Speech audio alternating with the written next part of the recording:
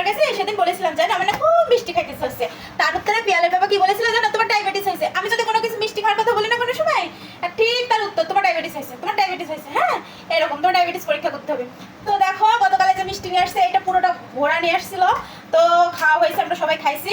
আর দেখো মিষ্টির কি সাইজ, এই সাইজের মিষ্টি তো আমার গালে লাগে না গাইস। দেখো ছোট ছোট মিষ্টি দেখেছো কত সুন্দর, আর হচ্ছে অনেক মজা গাইস, মিষ্টিগুলো এত সুন্দর জানো না, অনেক মজা।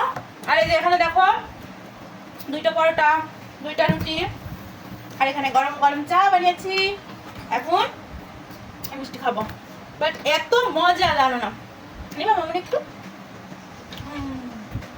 অনেক মজা গাইস। দেখো যেমন সুন্দর কালার তেমন খেতে, বাট আমার গালেই ধরে না। আর মিষ্টি খাওয়ার কথা বললে তোমার ডায়াবেটিস হয়েছে না এরকম কথা বলে। এখন